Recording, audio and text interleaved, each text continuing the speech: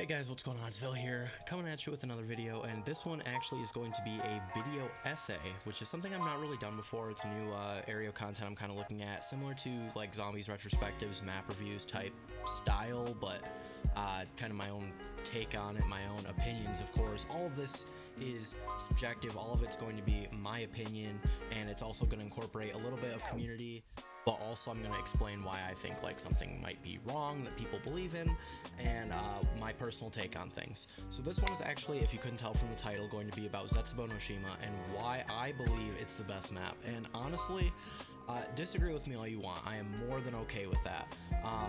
You know, obviously if we didn't disagree, there would be no friction in life, and life would be boring and suck. So we're gonna get right into this. I'm gonna talk about it. If you don't know, Zetsubou No Shima is actually from DLC 2 of Black Ops 3. It came out in April of 2016 on the PS4, and then a month later on Xbox and PC, and it is my personal favorite map. I do believe it to be the best map of all time that we've seen from Treyarch, Sledgehammer, and Infinity Ward out of any zombies map.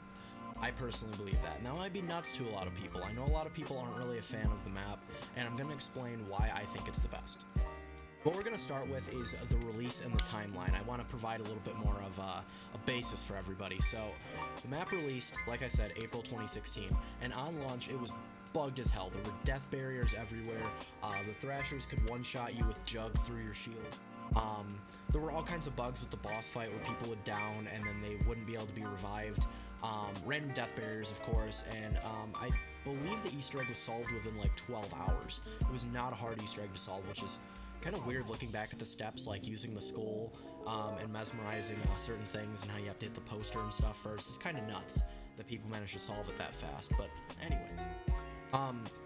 I think right before they released it on Xbox and PC, they actually did patch it, and this did fix most of the death barriers, most of the problems, and I think there was a third patch after that that fixed everything for sure, made sure everything worked on all platforms, and now the map is a very playable state. I personally have not encountered any death barriers or weird bugs in a long time. I know there's a lot of visual glitches sometimes with the zombies and spiders, especially. The spiders are one of the buggiest things in the world, especially with the spider bait, and all kinds of the side Easter eggs kind of tend to be a little weird, but you know, it is what it is. I think all zombies maps have little intricacies like that, and I definitely think there's a lot to it, and definitely a lot more than most people think. Obviously, QA is kind of a big deal at Treyarch, especially when it comes to treatment and how much activity they go through. I'm not going to dig into that right now. It's not my job. But now what I'm going to talk about is the community response, and if you guys don't know, basically the zombies community, at least across Twitter, Reddit, and YouTube, seem not really like this map a whole lot, and a lot of people haven't over the years, especially from launch. And of course, like everything in zombies, people liked it a lot less at first, and then they warm up to it and they start thinking it's more of like an A tier map. And people that haven't played it in years, if they do make tier lists, they tend to put it at B or C. But like obviously there's always a worse map to them. I mean, Burger Town still exists, for fuck's sake. But anyway, with community response, I definitely think people are warming up to it over the years. But for me, it's always been kind of a highlight, and I think part of it might be my nostalgia for it. I'll be completely honest, I am biased towards this simply because I had Xbox at the time. I didn't get to play it on launch. I didn't play with any of the bugs or anything. I never experienced the crashes and the death barriers like everyone else did. So, I definitely think community response is an important factor when it comes to thinking about why you might like or dislike a map. But honestly, like, beauty is also in the eye of the beholder, and to me, Zetsubou is still top tier. So what I'm going to talk about now is getting more into the opinionated basis of it, but we're going to talk about some of the weapons in the map, and I think they're definitely a big deal, especially in Black Ops 2, Black Ops 3, and even to a lesser extent Black Ops 1. The weapons are obviously different for each map, and once you get into Black Ops 4, the wonder weapons only appear on certain maps, where like you get the Scorpion on 9, you only get that on 9, you only get the Magma Gat on Blood of the Dead. Wonder weapons obviously are always different on each map, but in Black Ops 3 they also had different weapons on each map, where I think Drak, Shadows, and the Giant all had the same guns, with different special weapons and different wonder weapons, right? But then, when we got to Zetsubou No Shima, that was the first map where we actually saw different weapons, and I believe the only different weapon that we saw on there was the Marshall 16s. If there's anything else, please let me know. I'm not 100% on the weapons. But the Marshall 16s are a pretty big deal to me. I think they're one of the coolest guns in the game, especially because they were added to multiplayer shortly before, and then we ended up with them in zombies, and they shred. They could take out thrashers like nobody's business. They're basically shotgun pistols. When they're not pack-a-punch, they're not as strong, but they still are very powerful. Once you pack-a-punch them, you can fire 3 times from each one, and they're dual-wield. As well, you get Blast Furnace or Dead Wire on that, you're going to absolutely shred. Or even like Thunderwall, and to a lesser extent, like Turned. But I definitely think the Marshall 16s are some of the most like powerful weapons, and I absolutely love them to death. Another thing with the weapons is the KT4, and I'll elaborate a bit on it later, but the KT4 I do not think is one of the better Wonder weapons. I'll say that 100%, I don't believe it. But I also don't think you should base a map entirely on the Wonder weapon, of course. So I don't believe the KT4 is a top tier Wonder weapon, but I do believe Zetsubou is a top tier map. Now what we're going to talk about is the Easter egg. Now, the Easter egg, if you don't know, like I said, was solved in about 12 hours. It's not one of the harder ones. It's actually the first Easter egg I ever did solo in zombies, which is a pretty big deal for somebody to be uploading zombies content and not be that experienced in zombies. For most people, it was Origins, or to a lesser extent, like Ascension and Moon and stuff like that. But for me, it was Zetsubou No Shima in 2016. First Easter egg I ever did solo. Second one was Drak, if you wanted to know. But yeah, I think the Zetsubou Easter egg is one of my favorite ones. I've had it memorized ever since I played it. I didn't play zombies for a really long time, and I still can go back and I do the Easter egg. I actually did it just last night. The gameplay you're seeing is from my stream that I did last night, twitch.tv/chillisphone, link in the bio. Not bio, description. Link in the description. But anyways, I think the Easter egg is one of the cooler ones. You basically have to collect cogs after building. You don't have to build the shield. You can build the shield and the gas mask. I do highly recommend the gas mask for the boss fight. I think it's nearly a necessity, honestly, unless you use strictly the KT4. But anyways, build the KT4. It's not really a hard weapon to build. You can probably build it by around like 6 or 7, depending on what gobblegums you use. I highly recommend shopping free. It makes everything a lot easier. And basically, you want to build the KT4 and then upgrade it. The upgrade's pretty simple as well. It's not incredibly difficult. One of the coolest things about this is that there are actually 2 boss fights per se in Zetsubou. There is the spider boss, and then there's the actual final boss with the Thrasher. And it's really weird because it's one of the only ones where you're not actually facing one big enemy that you can damage all the time. And it's not like... There's different stages to it, of course, similar to the Drak fight, where you can only deal damage to the big boss at one point. The big boss is much less of a threat. It's more of a threat of being in a compressed space with spiders, zombies, and thrashers spawning in like nobody's business. It's one of the easier boss fights, in my opinion, though. I very rarely down in it. I did down during the stream, but I had a near-death experience because I'm a cheater. And honestly, I think it's just one of my favorite boss fights, simply because nostalgia is a small factor, but also I think it's one of the easier ones, and I think it's one of the better ones for keeping you interested and not obviously like putting in all this work just to get to the end and get like insta-downed. There's a lot of ways you can keep yourself good through the boss fight, because you've got the Skull of Non-Stop Way, which is one of the better special weapons in my opinion. Super fast charge, super easy to use. Can literally freeze zombies in their spot. It has a non-lethal mode as well, which is pretty nice for trying to get around hordes if you don't want to end a round, but you don't want a zombie attacking you. It's kind of cool. But there's a lot of factors in Zetsubou that really make me attracted to it. You also have like the electric shield, which if you don't know, you do all of the challenges. There's 3 challenges similar to Garad Krovi, but they're necessary for this Easter egg. They're not necessary in any other map. And you do all 3 challenges. They're completely randomized. And not only do you get a max ammo, a free perk, and a free gun, you also get the electric shield, which, if you don't know, when you use on Pack-a-Punch, Gobblegum machines, or any power-up or perk machines, you actually get half off on them. And you do need the electric shield for the Easter egg to get one of the cogs.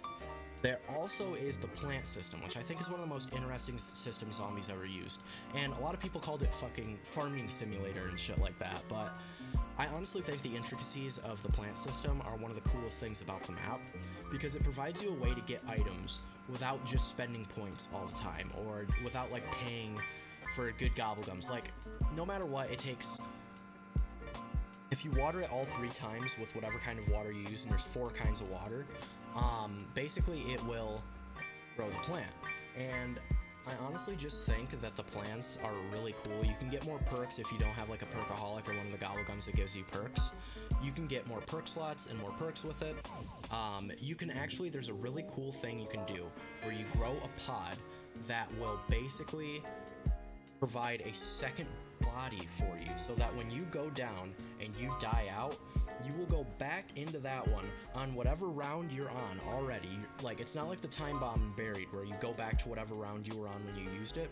You go back to whatever your status was. So if you had, say, a perkaholic and your gobblegum on deck was anywhere but here, and you had a full shield, full gas mask, you had every perk already from the perkaholic, you had the KT4, the Marshall 16s, and the Dingo, you're gonna spawn back in with everything exactly how it was when you activated the pod.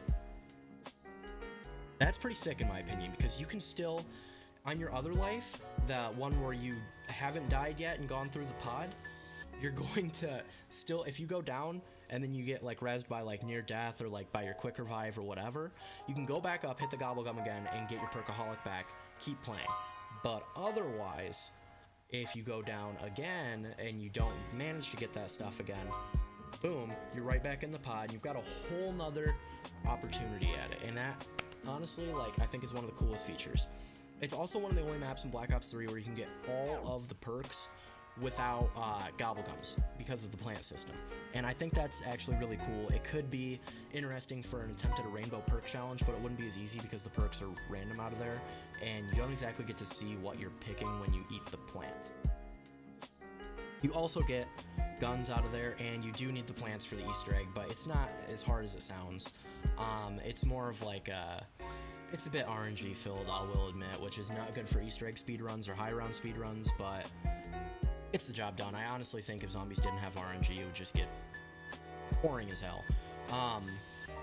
No, that's about the plant system, and next, I do think we should talk about the high rounds. I honestly do not know the higher round strats. There is an Easter egg for higher round players, I should say. Not necessarily like round 200s or anything, but people that have like never gotten around 100 if they try to go for it on this map. Cool Easter egg is that near one of the labs, if you're looking out along the horizon, you'll see a sea monster going through the water at round 50. It's really interesting. There's a video on it somewhere. I'm sure you can look it up on YouTube. Very interesting Easter egg. I love it. For high rounds, honestly, the KT4 is not great, but I do think there are some good spots to train in. I think there's good spots to avoid getting hit. There's a lot of safe spots that you can hide in. Well, not necessarily hide in, but train in and hold down the fort in. And also, the buildable locations are in pretty good spots as compared to being like super spread out. They're pretty compressed within the main areas of the map that you were already going to be going to for other things anyways. So it's really easy to pick up a brand new gas mask in case yours breaks. Very easy to pick up a new shield. The gobblegum machines are also in very good spots. A lot of them are in corridors as opposed to like corners. Very rarely do you get cornered by gobblegum machines, and when it does happen, your name is the chillest villain on Twitch and you just got to round 49 and down because you're an idiot. But I'm not sure exactly what the highest round on the map is.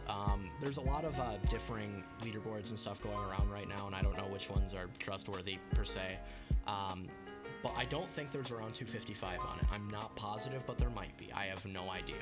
I also don't know any of the high round strats, but I do think high rounds on that map are probably good, but I will say that I am not educated enough to give you guys a 100% complete knowledgeable opinion on that, and I am sorry for that. Now I want to talk about some of the problems with Zetsubou. And obviously any map is going to have problems. Every map has its problems. Origins has the mud, and it has the stabs kind of falling off and running out of ammo, and you know, like Dreisendrach has the overpowered panzers, and the bows sometimes just don't kill. Like the lightning bow sometimes will just not kill zombies, and there's really nothing you can do about it. The main problems with Zetsubou No Shima, in my opinion, I will say the plant system is a double-edged sword because sometimes you just get absolute garbage out of there. You could spend 3 rounds growing a blue plant, which you could want for a weapon or the AA shell, and then you could just get like 500 points out of it. That's always a possibility, and that's something you just kind of got to deal with. None of the plants are guaranteed per se, other than using 3 rounds worth of the purple water or 3 rounds worth of the green water. They always grow their own respective plants. The blue water gives you a perk, or not a perk, a power up or a weapon, and that's all it's really supposed to do. The rainbow water gives you like plants, and it gives you the pods, and then using different kinds of water does different kinds of things. There's a whole guide for it on Reddit. I don't know every single bit of it, and I'm sorry for that. I know I probably don't sound very educated when I say things like that, but this is opinion based. This isn't 100% fact based, so sorry. No, but the plant system is double-edged sword in that way. I also know that the Mazamune is not, and if you don't know, Mazamune is the upgraded KT4. I know it is not one of the better wonder weapons. It is a little bit slow to kill. You can still get hit. It takes a second to charge up, and also it doesn't have a whole lot of ammo. Like when you upgrade it, it doesn't increase its ammo capacity. It's still 36 shots, opening up with 6 in the chamber. And a charge shot takes out 3 bullets. So you basically have, I think it's 13, you have 13 shots of the charged, and the 1 and the 2 don't really do a whole lot. You're always gonna usually want to fire charged shots, which is why it's good to have something like the Marshals or something with Deadwire or Thunderwall, so that you can get enemies out of the way in a hurry.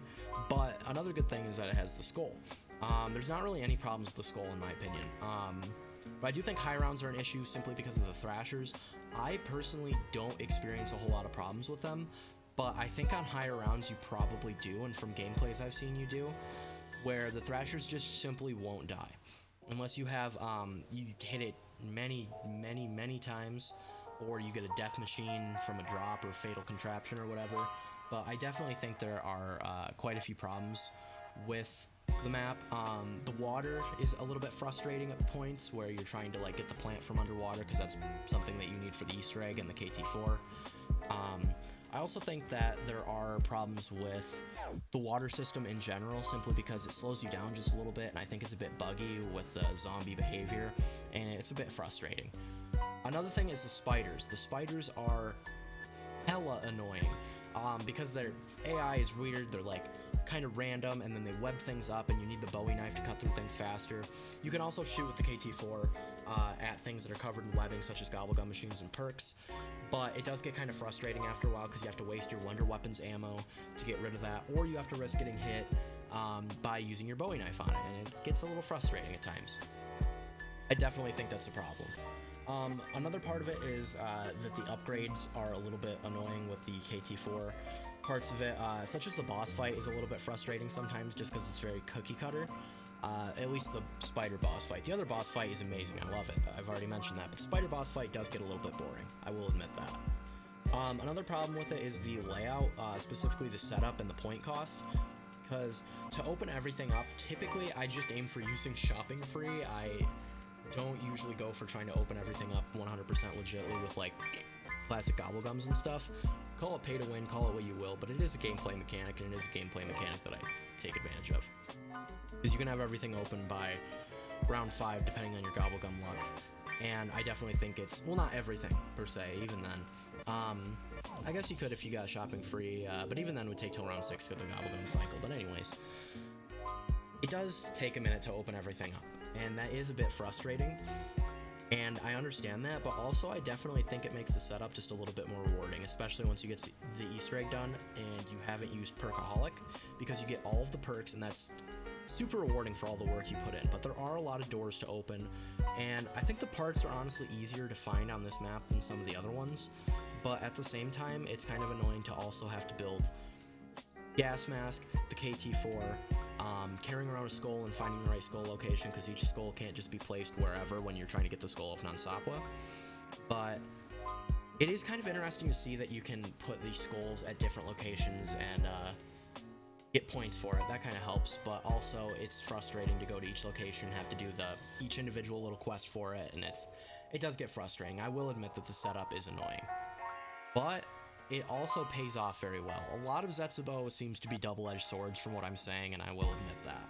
I definitely am more of a high-risk, high-reward type person, where a map like Zetsubou is going to be perfect for me, because there is always a chance of insta-downing from Thrashers, still, to this day. If you get hit by a spider at a distance and then get hit by a Thrasher, you're going to down, and that's annoying. But I wouldn't have it any other way. I personally love the map the way it is. I wouldn't change anything about it, and I still think it is absolutely amazing, and I love it to death. And in summary, I still think it is one of the best maps we've received so far from Treyarch, Infinity Ward, or Sledgehammer. I think it goes all out in a lot of aspects, and I think it covers a lot of what I like about zombies, specifically with just being complicated enough to stay interesting, but not complicated enough to make me bored. As well, I also think it encapsulates a perfect atmosphere. I love the like dark gloominess, but also like the color of the plants and the fauna of the area, flora, fauna. All of the aunas are awesome in this map. I think it's just one of my favorite maps of all time. Literally my favorite map of all time. I love Zetsubou No Shima, and I will stand it for the rest of it. Phil's Phil, if you like this video, make sure to drop a like and subscribe, and I'll catch you guys in the next one. I hope you enjoyed this video essay. If you want me to do another one, drop your suggestions down below, or just whether or not you want me to do them. I'll catch you guys in the next one.